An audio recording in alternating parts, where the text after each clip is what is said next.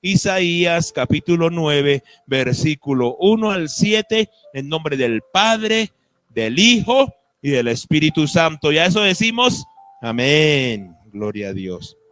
Mas no habrá siempre oscuridad para la que está ahora en angustia, tal como la aflicción que le vino en el tiempo que livianamente tocaron la primera vez la tierra de Zabulón y la tierra de Nectalí, pues al fin llenará de gloria el camino del mar de aquel lado del Jordán, en Galilea de los gentiles. El pueblo que andaba en tinieblas vio gran luz. Los que moraban en tierra de sombra de muerte, luz les resplandeció sobre ellos. Multiplicaste la gente y aumentaste la alegría. Se alegraron delante de ti como se alegran en la siega, como se gozan cuando reparten despojos. Porque tú quebraste su pesado yugo y la vara de su hombro y el cetro de su opresor, como en el día de Madián.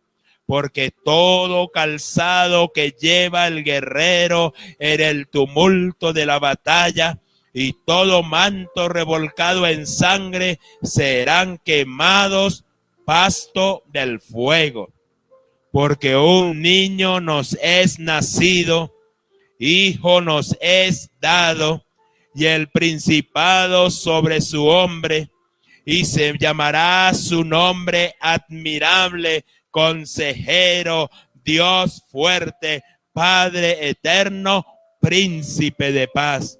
Lo dilatado de su imperio y la paz no tendrán límite sobre el trono de David y sobre su reino, disponiéndolo y confirmándolo en juicio y en justicia desde ahora y para siempre. El celo de Jehová de los ejércitos hará esto. Oremos en este momento. Padre, en el nombre de Cristo Jesús, yo te imploro que ahora mismo el Espíritu Santo abra el entendimiento de todos nosotros para comprender y recibir la palabra que hoy tú nos has dado. Yo te ruego en el nombre de Jesús que la mente y el corazón de todos nosotros esté atento y dispuestos para recibir tu palabra. Te lo imploro, Padre, en el nombre de Cristo Jesús. Gloria a Dios. Puede tomar asiento. Profeta Isaías, dando una palabra que más o menos tardó 700 a 740 años en hacerse realidad, en cumplirse. O sea, es una palabra inspirada por el Espíritu de Dios a Isaías, la cual se cumplió cuando nuestro Señor Jesucristo nació, cuando Jesús se hizo hombre y habitó entre los hombres. Amén, amén. Y quiero que se grabe este tema, porque de esto vamos a hablar hoy y dentro de 8 días. Un plan puesto en marcha. Un plan glorioso, un plan lleno de amor, un plan de salvación se puso en marcha tan pronto el hombre pecó. Allá en el Edén, Adán y Eva fueron desobedientes y pecaron. Lo sabemos, ¿cierto? Pero desde antes que ellos pecasen, ya había un plan de salvación. Y gloria a Dios por eso. Y ese es nuestro tema, un plan puesto en marcha. Debemos comprender que cada año, al celebrar la Navidad, Estamos recordando el cumplimiento de la profecía de Isaías de más de 700 años anunciadas por él. Y 700 años es harto. A ver, Ian, ¿cuántos años tiene?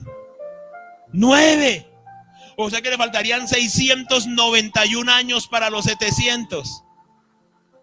¿Alguien está cerca de los 700? No.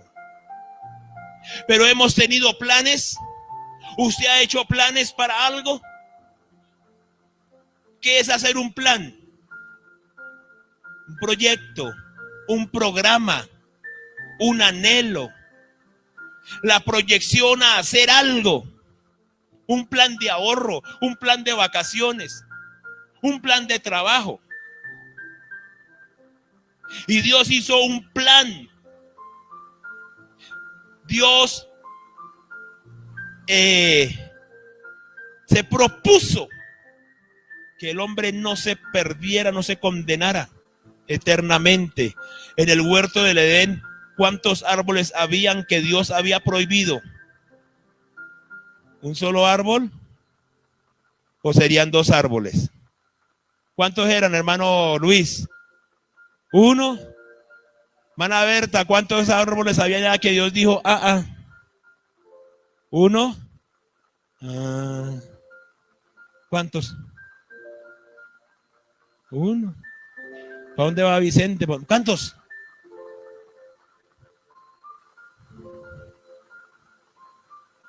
Había uno que prohibió Dios que al hombre que comiese, pero había otro que Dios dijo, uy, estos se la embarraron, y mandó que la espada, puso una espada revoloteando alrededor de otro árbol. ¿Ustedes no han leído Génesis? A ver, estudiosos.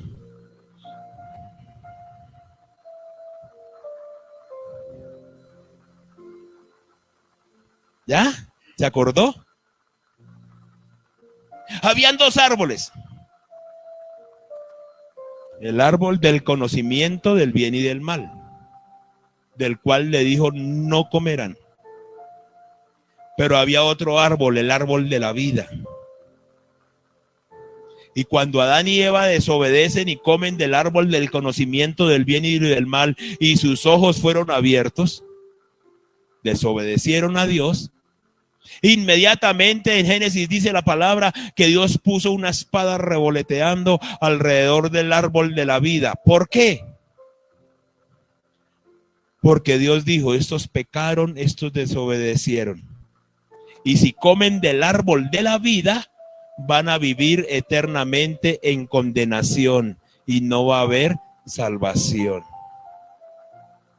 Lea Génesis, léalo despacito. Si alguien tiene dudas, lea Génesis y el otro domingo hablamos a ver si es verdad o si es mentira.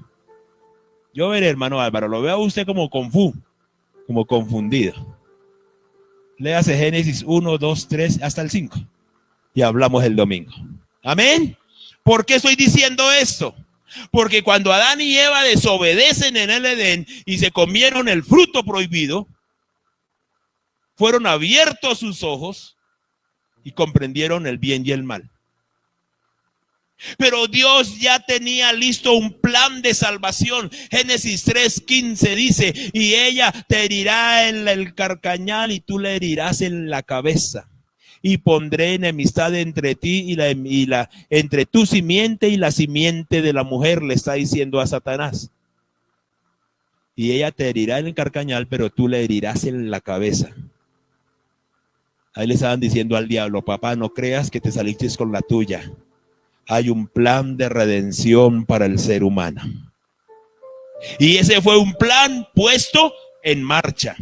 Desde el Edén, el propósito de Dios era que el hombre creado a su imagen y semejanza siempre le diera toda la gloria a él. Cuando Dios dijo, hagamos al hombre a nuestra imagen y a nuestra semejanza, varón y hembra los creó y los puso en el Edén. Y Dios quería que viviesen siempre en el Edén, en pureza, en santidad, en comunión con Dios, porque la palabra dice que ellos hablaban con Dios. ¿Se imagina cómo era el Edén, no? ¿Sabe cómo era el Edén? Como es el cielo que nos está esperando. Así era el Edén, un paraíso. Y mire, por eso, después que el hombre pecó, le desobedeció, Dios buscó la manera para que se pudieran reconciliar con él. El amor de Dios.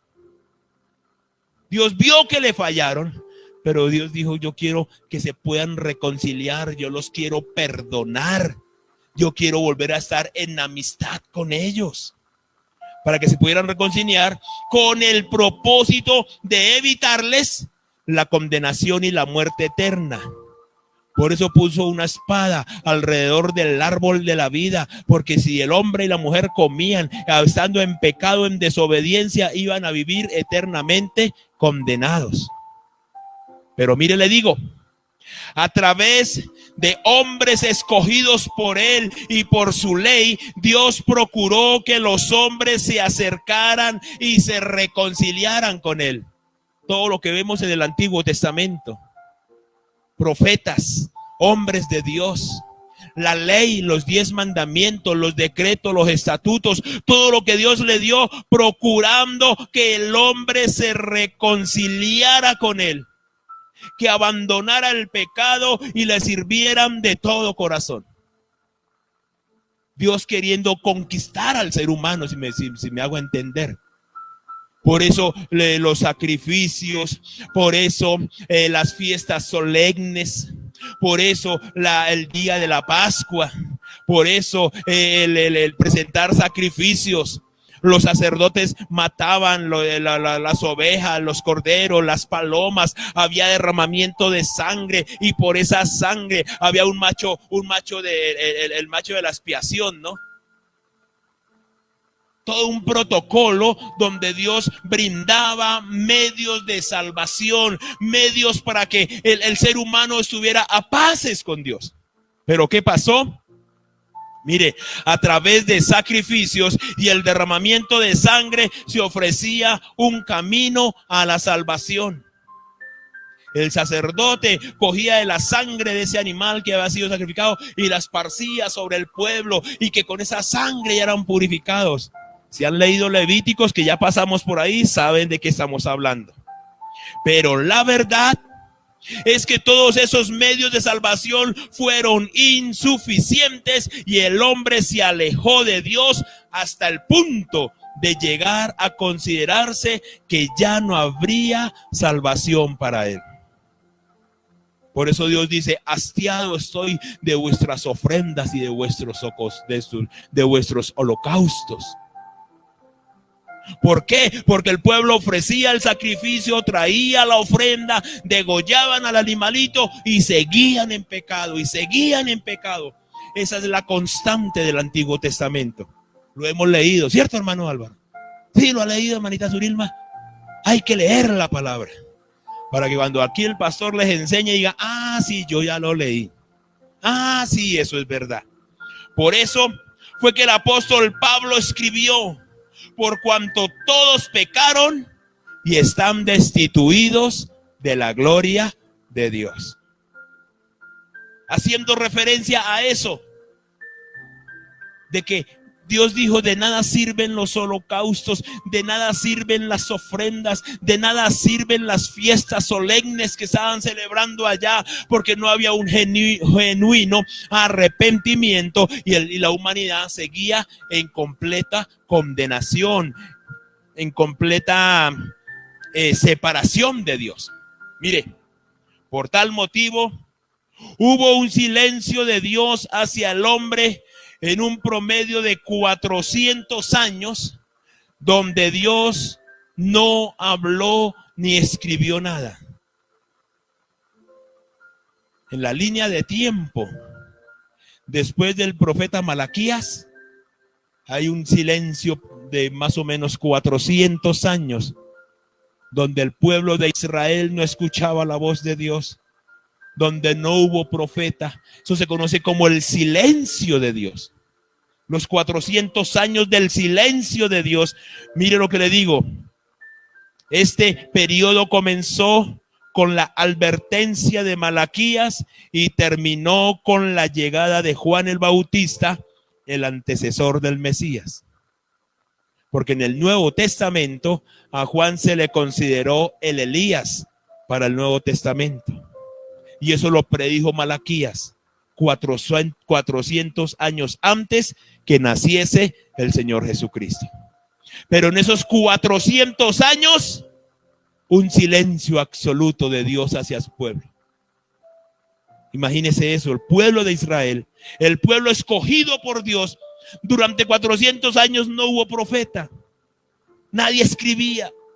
Dios no se comunicaba con su pueblo a causa del pecado, a causa de la rebeldía en que vivían. Y aquí viene lo bonito del plan puesto en marcha. Transcurrido ese periodo del silencio de Dios, y para que se cumpliese lo dicho por el profeta Isaías, lo que leíamos al inicio, se dio el nacimiento del Mesías prometido. Se llamará su nombre admirable, consejero, Dios fuerte, Padre eterno y príncipe de paz. Dentro de 8 días vamos a hablar del nacimiento de Juan y del nacimiento de nuestro Señor Jesucristo. Se rompió el silencio de Dios. Y Zacarías, el sacerdote, estaba ministrando en el templo. En Lucas, eso lo vamos a leer dentro de 8 días. Y se le apareció un ángel a Zacarías. Y le da una palabra tremenda. Y le dice que su esposa Elizabeth va a concebir. Y va a dar un hijo. Y llamará su nombre Juan. Y Zacarías no creyó. Y el ángel le dijo, por no haber creído, quedarás mudo hasta que esto acontezca. Se rompió el silencio de Dios con una palabra a Zacarías. Y el Zacarías no creyó. Y por no haber creído, quedó mudo. Eso lo vamos a hablar dentro de 8 días. Entonces, podemos imaginarnos como si allá en el cielo, como si allá en el reino de Dios, el Padre Celestial hubiese preguntado, ¿qué haremos con el hombre creado a nuestra imagen y a nuestra semejanza? Tratemos de imaginárnoslo así en este instante. Están en el silencio los 400 años. Hay una asamblea extraordinaria allá en el cielo. Padre, Hijo y Espíritu Santo. Y el Padre dice, ¿qué haremos con el hombre creado a nuestra imagen y a nuestra semejanza? Se corrompieron.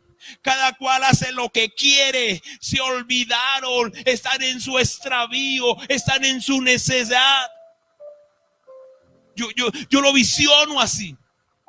¿Qué haremos? ¿Y sabe qué pasó? En su infinito amor y con el anhelo de que nadie se condene, a través del apóstol Pedro vemos el anhelo de Dios para que todos seamos salvos. El apóstol Pedro escribe y dice, el Señor no retarda su promesa, según algunos la tienen por tardanza, sino que es paciente para con nosotros, no queriendo que ninguno perezca, sino que todos procedan al arrepentimiento. Solo escribió el apóstol Pedro. Pero es lo mismo, en mi espíritu percibo, fue lo mismo que sucedió allá en el reino de los cielos. Dios queriendo hacer algo más para que la humanidad fuere salva. Dios queriendo hacer algo más para que no todos se condenen. Y entonces, en el tiempo de Dios y para el cumplimiento de su palabra, podemos imaginarnos, o trate de imaginarse, están allá en lo que es una paráfrasis, ¿no? Es como si viéramos allá una reunión extraordinaria en el cielo. ¿Qué haremos?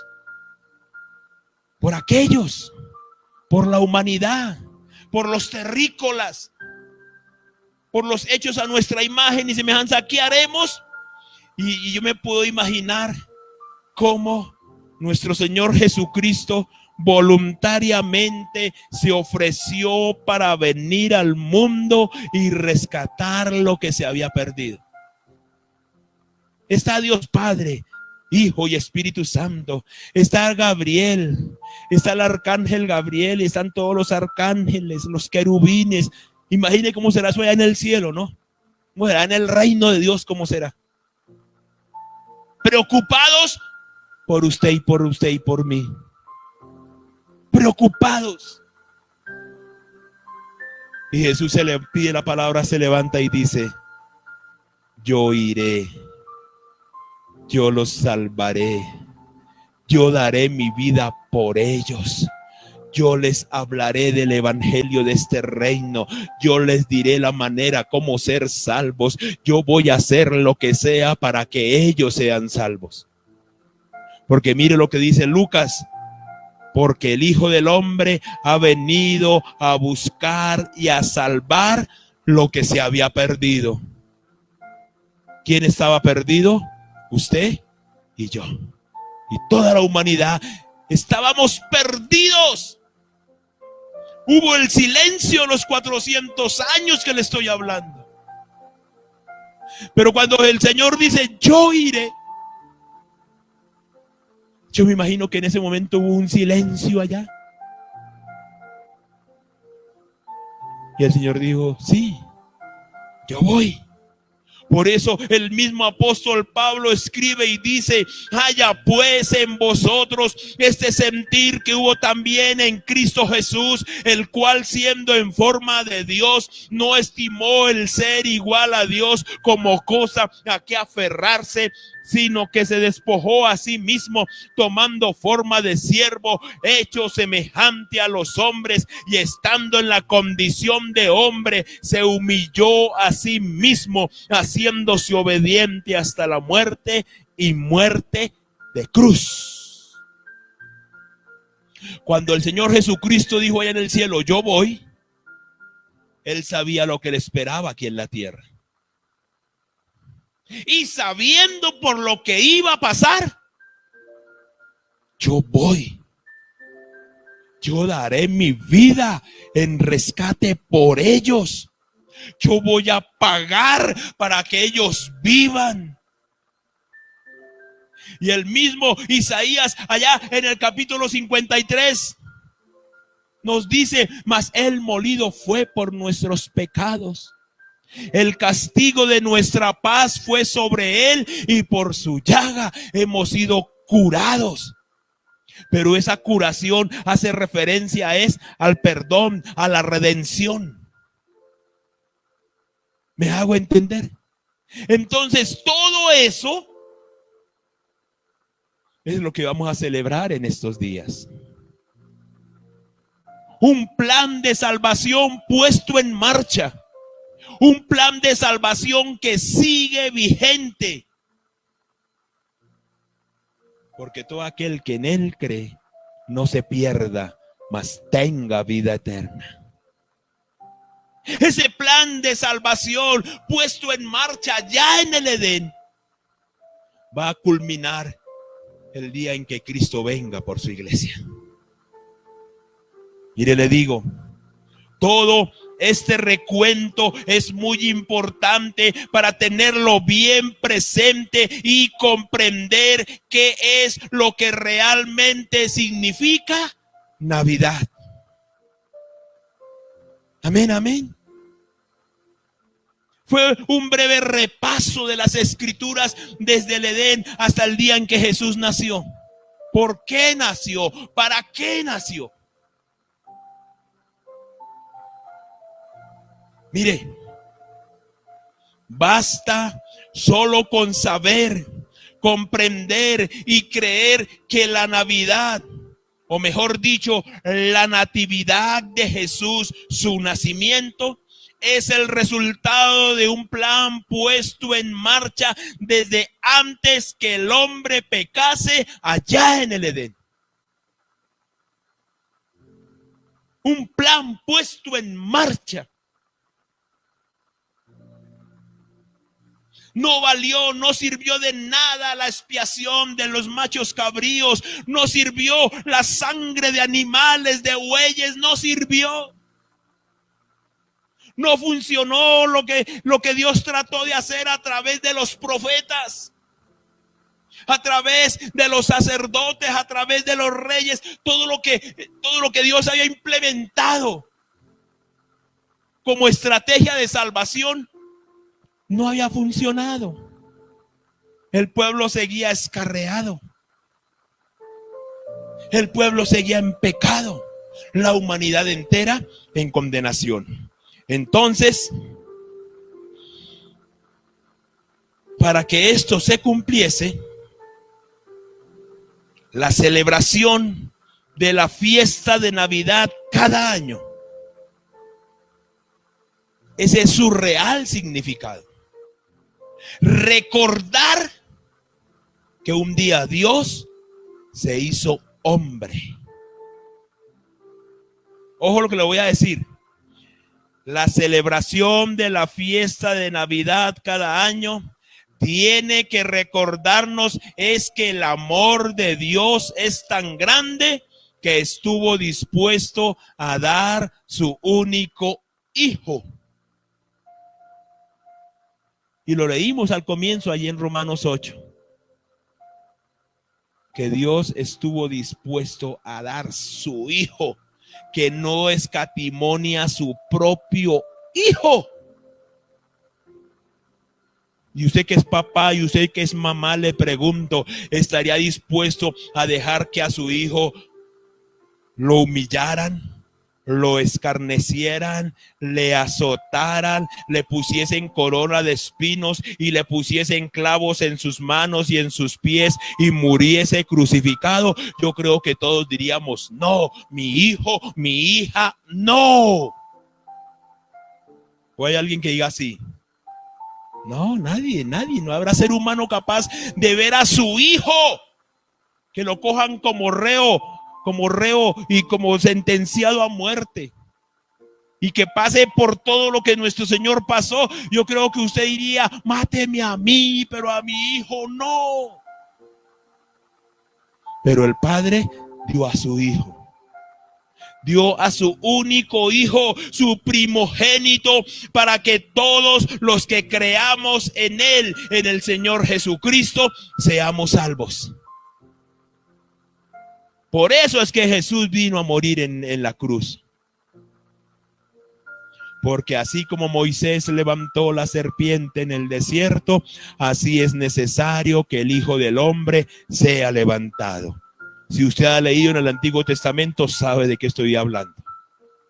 Si no, se lo voy a contar rápidamente. Está Moisés y todo el pueblo que han salido de Egipto, y por pecado, por desobediencia, Dios mandó serpientes ardientes que los mordían y morían. Y entonces Dios le dice a Moisés, hazte una serpiente de bronce y levántala en una estaca, levántela. Y que todos los que mirasen esa serpiente serían salvos, no morirían, porque era una tipología de lo que nuestro Señor iba a hacer allí en la cruz del Calvario. Amén, amén. Entonces le digo, es verdad que nuestro Señor Jesucristo culminó su obra de redención en el pesebre. En el pesebre inició, pero culminó su obra de redención en la cruz. ¿Ok? Es verdad que nuestro Señor culminó su obra de redención en la cruz, pero no se nos puede olvidar que sin pesebre no hubiese habido cruz. Porque nadie muere sin antes haber nacido. Y alguien dice por ahí, el que tenga miedo a morirse, ¿para qué nació? El que tenga miedo a morir, que no nazca. Y Jesús sabía cómo iba a morir. pero no le tuvo miedo a esa muerte. Por eso nació en un pesebre. Y esa es la máxima reflexión que debemos de tener presente en esta fecha.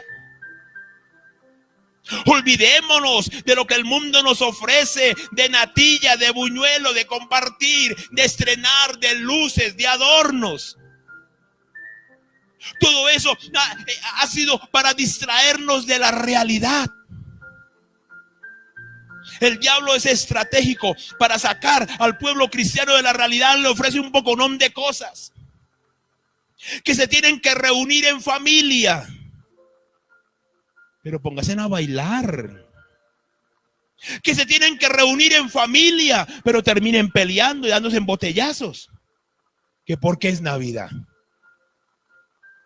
¿Y por qué no se reúnen otro día? ¿Y por qué no se reúnen cada fin de semana? Porque es que el trasfondo, la realidad de la Navidad es otra.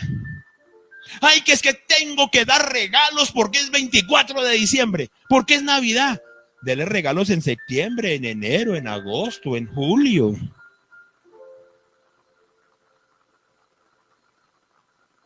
Es que la Navidad es muy distinta.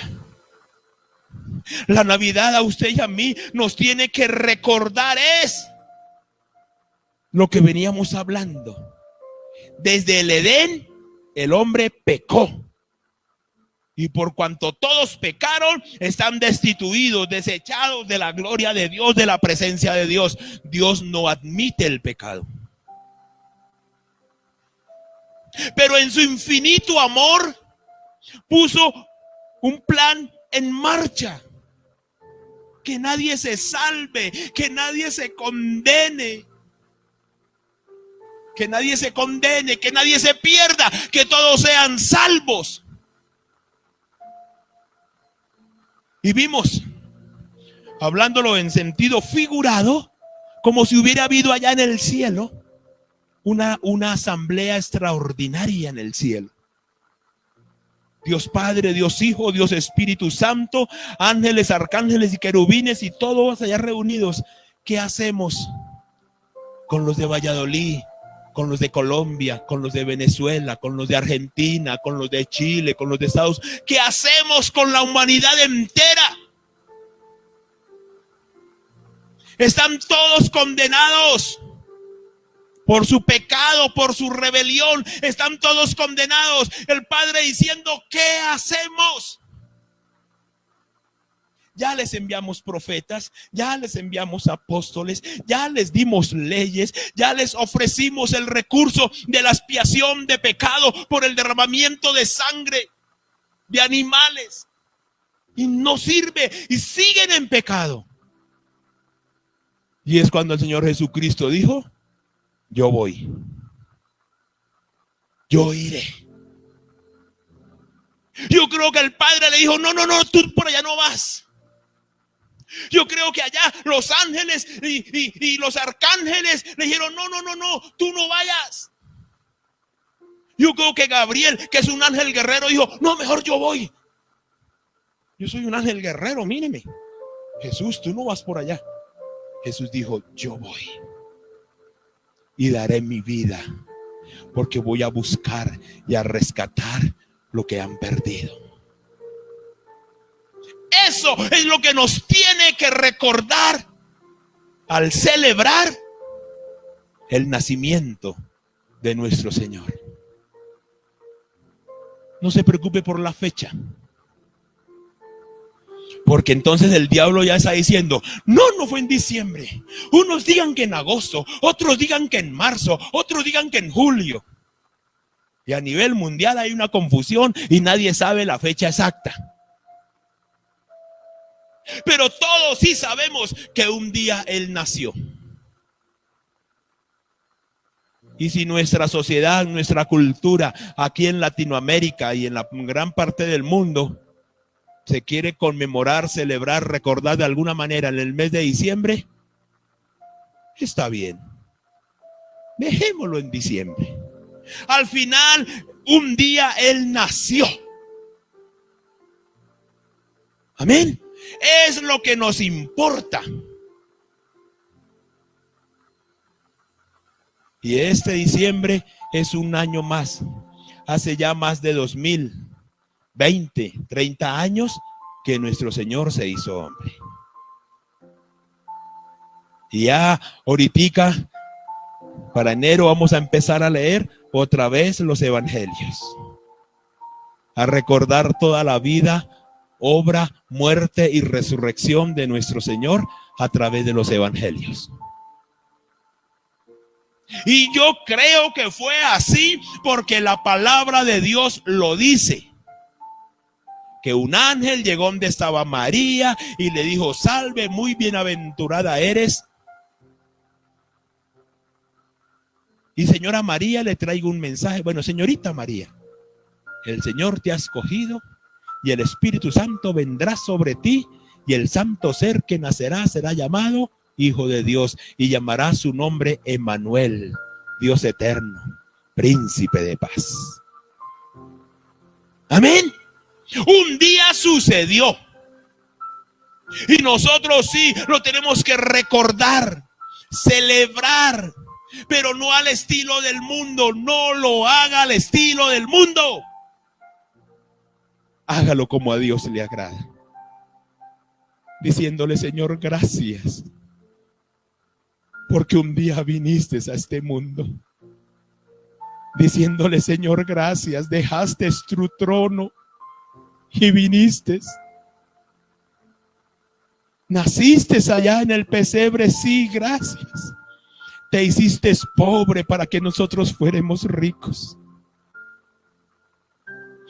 Pero gracias, porque transcurridos 30 años, después de haber sido bautizado por Juan allá en el Jordán, comenzaste un ministerio de 3 años y medio, anunciando y predicando el evangelio del reino y diciendo: arrepentidos porque el reino de Dios se ha acercado.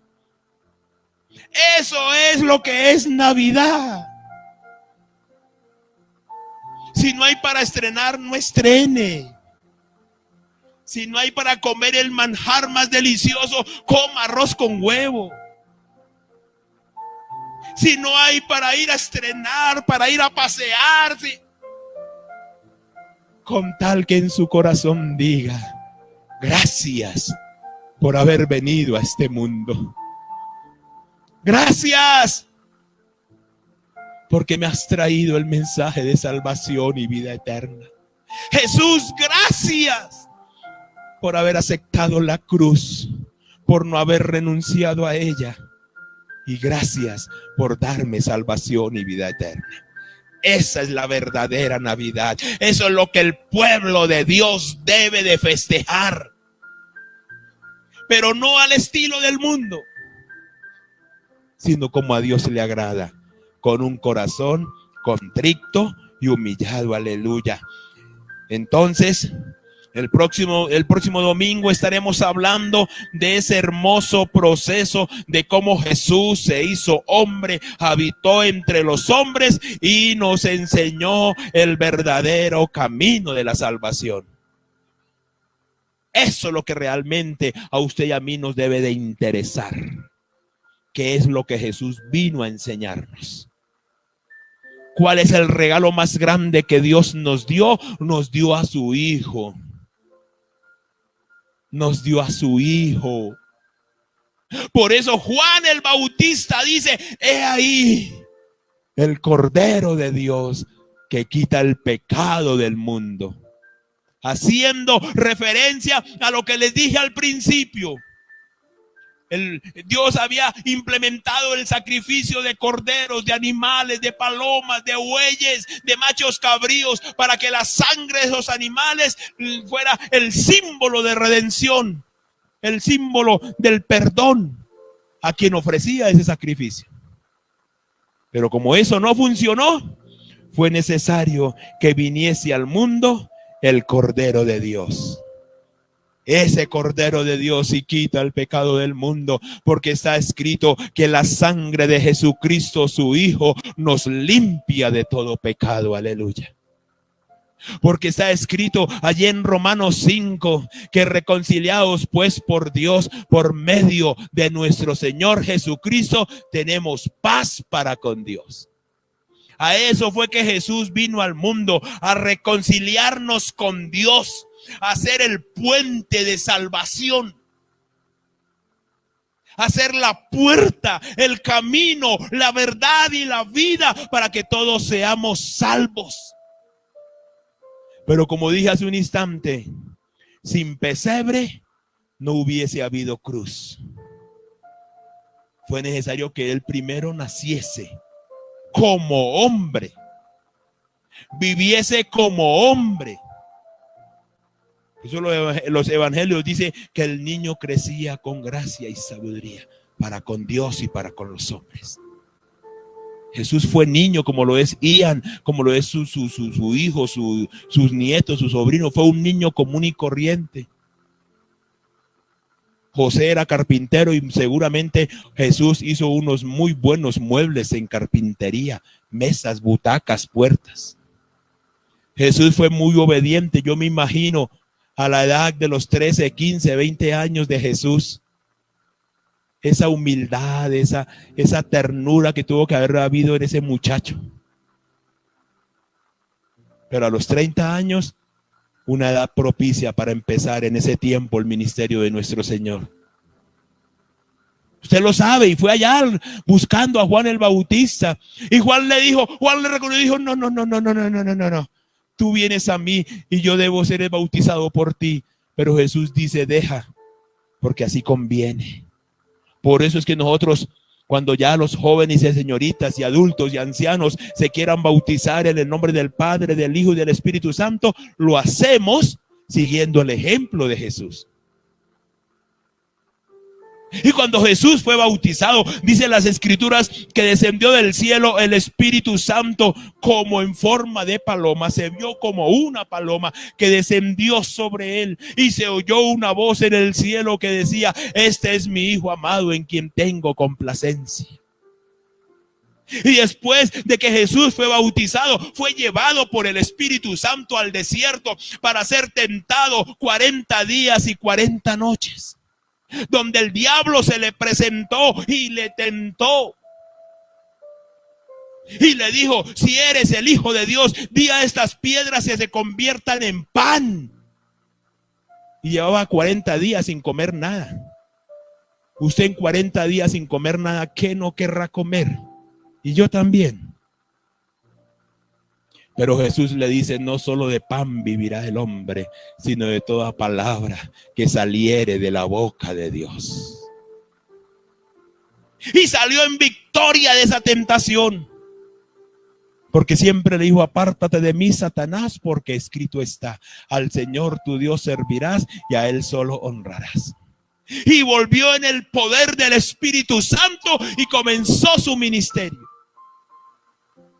Y en el poder del Espíritu Santo llegó a la cruz. Y en el poder del Espíritu Santo, siendo Dios, no renunció a la cruz. Aunque le dijeron: si tú eres el Hijo de Dios, bájate de esa cruz.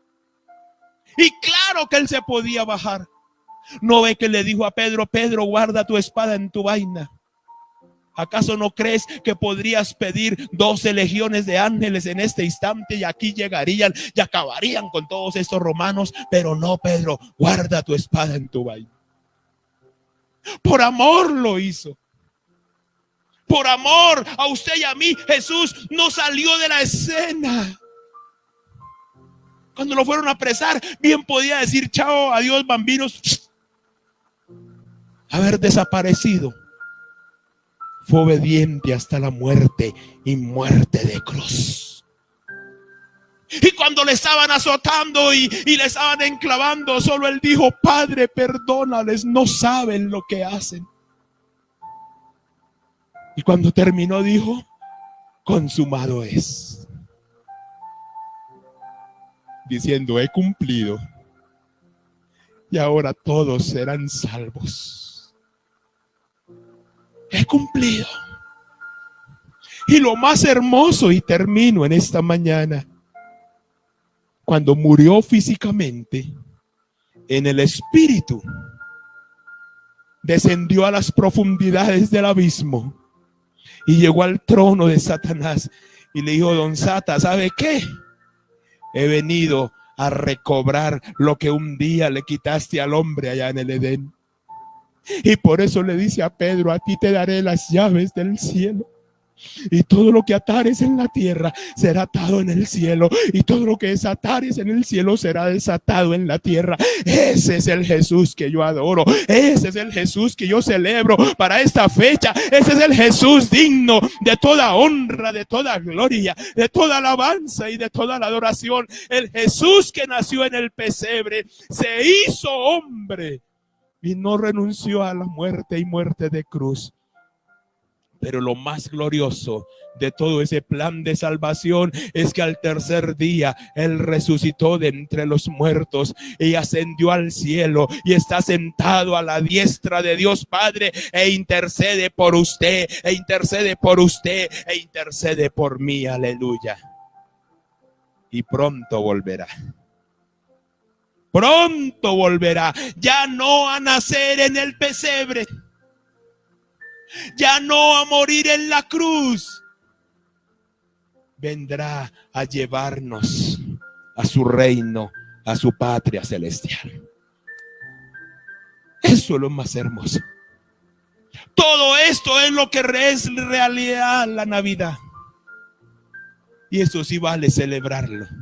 Esto sí vale regocijarnos. Por eso sí vale la pena decir: bien, bien, bien, hermosa Navidad. Eso es lo que vale. Eso es, mire, la Navidad es mucho más que fiesta, estreno o celebración. Eso son cosas de este mundo. Es la época más hermosa y precisa para decirle a Dios: gracias por haber enviado a tu Hijo a salvarme, a rescatarme y a darme vida eterna. Aleluya. Eso es el 24 de diciembre. Sí, no nos vamos a... Yo quería que nos reuniésemos, pero es que el afán de este mundo, algunos me dijeron: no podemos venir, no vamos a venir, no, es que viene, es que Juanita, es que Pepita.